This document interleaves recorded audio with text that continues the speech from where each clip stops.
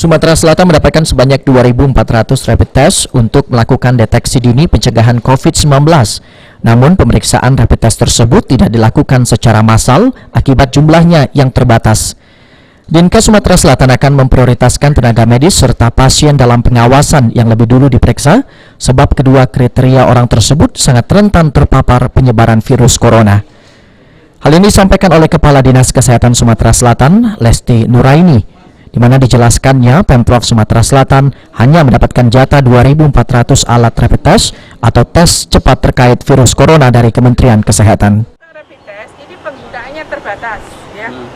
Sebab rapid test kita itu diutamakan yang pertama itu adalah untuk pelayanan kesehatan yang di garda terdepan melayani pasien di rumah sakit dan juga keluarga yang kontak langsung dengan pelayan kesehatan ini.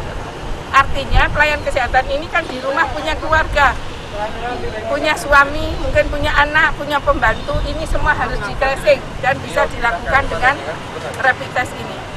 Kemudian untuk orang-orang PDP yang memang sudah statusnya pasien dalam pengawasan yang ada di rumah sakit ini akan mempercepat, karena kalau semua pakai hasil lab seluruhnya itu akan lebih lama, sedangkan ruang isolasi untuk PDP kita seperti Bapak Ibu tetapi itu terbatas, ya. Jadi ini bukan untuk tes massal.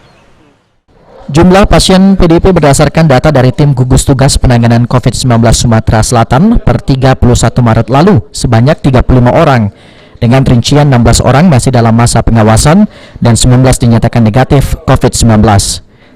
Sementara untuk total kasus positif sebanyak 5 orang dengan rincian 2 orang meninggal dunia dan 3 menjalani isolasi di RSMH Palembang. Selain itu pihaknya juga melakukan tes swab terhadap para ODP yang melakukan kontak langsung dengan pasien positif. Keluarga dan kerabat pasien positif diminta untuk mengisolasi diri selama 14 hari. Julius Lomengaul, PAL TV.